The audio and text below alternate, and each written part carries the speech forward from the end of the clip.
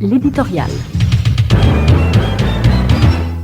Avant le coronavirus, Haïti souffre avant tout de confusion. Et confusion qui menace de transformer l'avantage que nous avons au niveau de l'épidémie en plus grande tragédie entraînée par celle-ci dans tout le continent.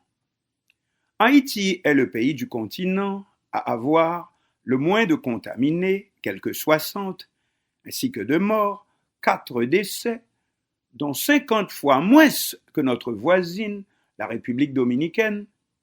Mais nous avons un comportement si bête que c'est nous qui ouvrons la porte au coronavirus pour nous envahir.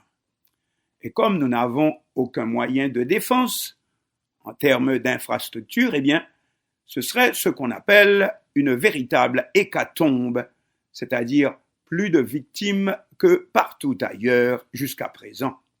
Oui, confusion totale capitale, à tous les niveaux. Confusion dans le peuple, confusion dans l'État, confusion dans l'information, car comme dit le créole, c'est tout voum c'est do, c'est-à-dire confusion entre les moyens d'information eux-mêmes, comme si la politique, dont nous savons tout le mal qu'elle a fait au pays ces derniers temps, se manifestait également au niveau du corona. Corona arona.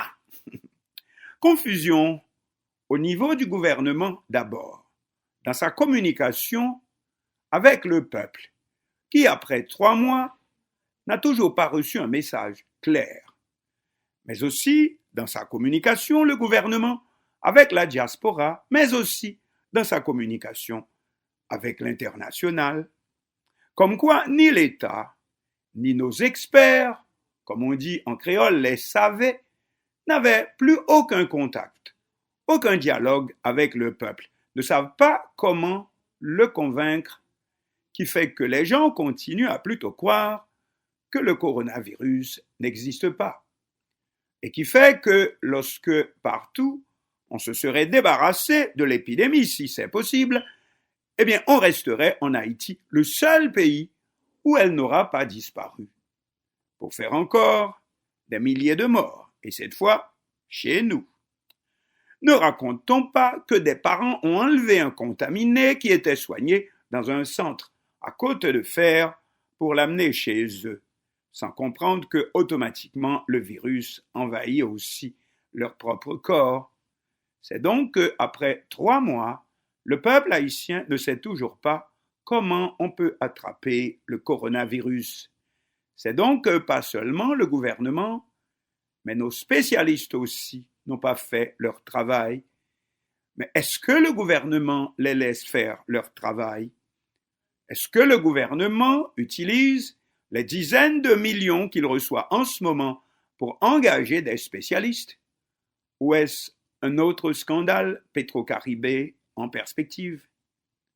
Un gouvernement ne peut pas se cacher comme n'importe qui derrière les on-dit pour dire que le peuple n'a rien compris. C'est le job du gouvernement pour faire que le peuple comprenne. C'est pour ça qu'un gouvernement existe. Sinon, il n'est pas à sa place. Sinon, c'est son échec à lui. Et quand ce n'est pas un dossier uniquement politique, comme avec le coronavirus, c'est pourquoi alors le gouvernement engage des spécialistes, des experts. Et c'est ce que nous avons cru comprendre quand on avait annoncé la formation d'un comité d'experts, d'une commission spéciale aux commissions multisectorielles de gestion pour guider l'action gouvernementale dans le domaine du coronavirus. Mais selon l'expression bien chez nous, commission pas chai, au lieu d'une amélioration du message transmis à la population, ce n'est que plus de confusion. Quel est le rôle de la commission? Est-ce qu'on ne lui laisse jouer aucun rôle? Ou est-ce la commission elle-même qui ne sait pas parler à la population? En tout cas, au lieu de s'améliorer, la situation se détériore davantage chaque jour. D'ailleurs, un seul acteur semble dominer la scène, c'est le Premier ministre Joseph Joute. Et la tâche est si compliquée pour lui, si lourde, On le comprend qu'il lui arrive de plus en plus, comme on dit, de mettre les pieds dans les plats. Sa communication aux nationaux bloqués à l'extérieur par l'épidémie n'a ni pied ni tête. Normal que les gens savent que pour voyager, il leur faut un passeport, il leur faut un billet d'avion. Mais voici que le PM leur exige aussi d'avoir passé le test, comme si aux États-Unis, le test se vendait au supermarché. Or, seul l'État qui peut faire passer le test aux États-Unis comme ailleurs. Et justement, c'est l'État haïtien qui doit le faire quand le passager débarque. M. Joute exige aussi que le voyageur descende dans un hôtel. Et il indique quel hôtel. La belle affaire. Mettre les gens en quarantaine ne signifie pas aller à l'hôtel. On peut être en quarantaine chez soi, dans sa propre maison, dans sa chambre. Est-ce que le PM, lui aussi, n'aurait pas préféré être en quarantaine chez lui plutôt que dans une quelconque chambre d'hôtel? Il dit avoir passé le test et qu'il est négatif. Mais si par hasard on avait des doutes sur le résultat, il pourrait tout aussi bien rester chez lui en attendant les résultats définitifs. C'est ça aussi, la quarantaine. On ne peut pas décider de mettre les gens à l'hôtel comme une condition sine qua non pour retourner dans leur pays quand il y a d'autres alternatives, disons, plus commodes. Le PM s'est tellement emmêlé qu'il a fini par parler comme un dictateur. Je suis le chef, donc j'ai dit que ce sera comme ça. Mais c'est aussi que le Premier ministre est obligé de faire un job qui devrait revenir plutôt à la commission multisectorielle, aux experts qui l'assistent.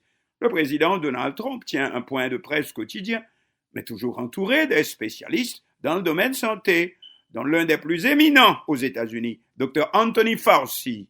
Idem le gouverneur de l'État de New York, Andrew Cuomo. La chaîne CNN a son propre médecin dans son staff. Tout comme nous pensons aussi que les médias haïtiens invitent quotidiennement des médecins en épidémiologie pour aider à faire passer le message à la population. Donc c'est du côté de l'État que la confusion est la plus forte. Comment le Premier ministre explique-t-il qu'il reçoive sans protester tous les déportés envoyés par Washington, tandis qu'il veut contraindre les citoyens voyageant légalement à des conditions comme pour leur dire « ne revenez pas, déhop ou prison ». Joute ne comprend-il pas qu'il réveille de bien mauvais souvenirs de vieux démons quand la dictature du Valier était seule à autoriser ceux qui pouvaient revenir au pays. Confusion aussi dans le message envoyé à l'international comme quoi le citoyen haïtien est différent de tous les autres puisque, alors que son pays lui fait des misères pour revenir, on voit toutes les autres nations, États-Unis en tête, faire tous les efforts pour rapatrier leurs citizens. Confusion aussi dans l'information. De plus en plus, ce sont les scoops qui font la loi, c'est-à-dire la guerre des nouvelles, plongeant de plus en plus le simple citoyen dans toujours plus de confusion. Avant le coronavirus, l'Haïtien risque d'être victime de la confusion à tous les niveaux.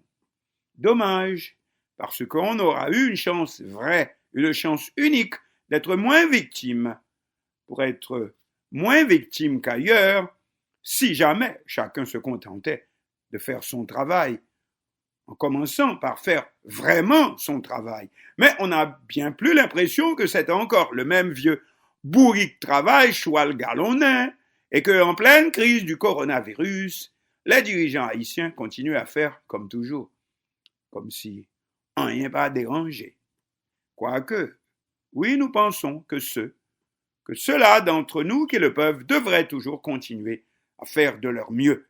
Eh bien oui, pour le drapeau, pour la patrie, il est des moments exceptionnels où il ne vous reste que cela.